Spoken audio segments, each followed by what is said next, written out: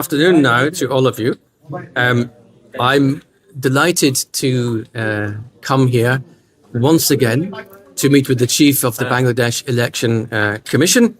As you know, the European Union supports timely, smooth and participatory elections, and we see in such elections the great opportunity for Bangladesh to reset the narrative in terms of its own democratic path.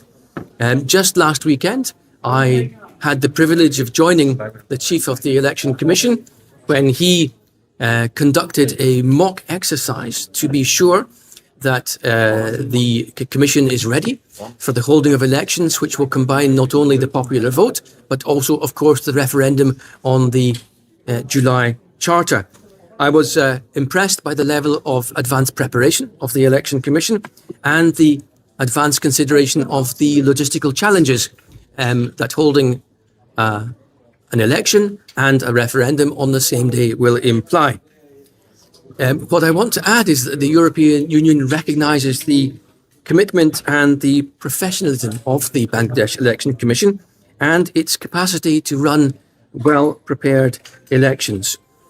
As I have mentioned in the past, the European Union is preparing to deploy a very large election observer mission to come to Bangladesh to observe what will be the largest democratic exercise of 2026 anywhere in the world.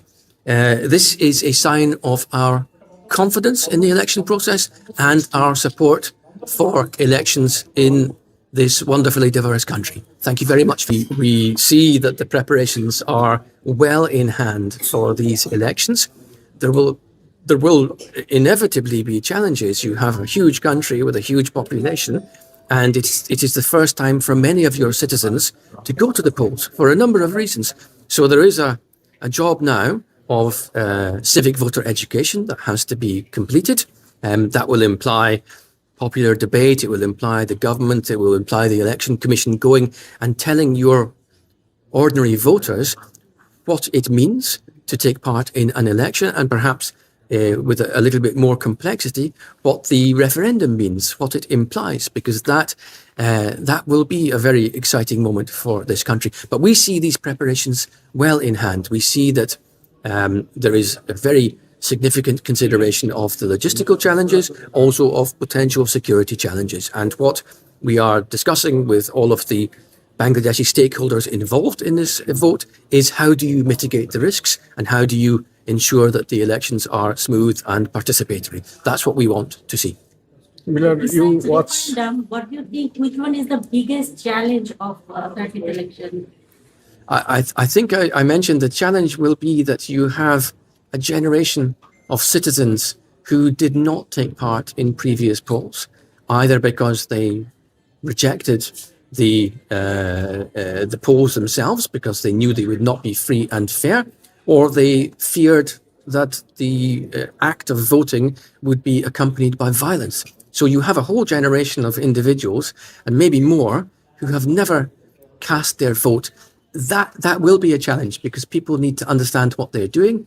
Logistically, on the day of the election, the day of the referendum itself, people will need to understand what they're doing before they turn up to vote, so that they will be able to vote on time. I just learned that there will be an extension of the voting time foreseen by the Election Commission, which I think is very wise, because you will have delays due to this political history of your country. So by and large, you are satisfied with this all kind of preparation? We see that the Election Commission is thinking ahead about all the possible complexities on the day itself, and they are taking all the mitigating measures that we can imagine. So this work continues. We still don't have an election schedule, of course, but we are looking forward to that announcement, and then we will continue to support the holding of the first democratic elections that Bangladesh has seen in a very long time. I think that all stakeholders in this country should be very focused on the possibility of holding the first free and fair elections in many years. What I want to pass as a message is it is a moment for this country to show that it is bucking the trend on democratic backsliding. This is a time when the country can change the narrative, can reset its reputation with its international partners and demonstrate that it can hold these elections in a very correct and professional manner. Thank you very much for your attention, colleagues.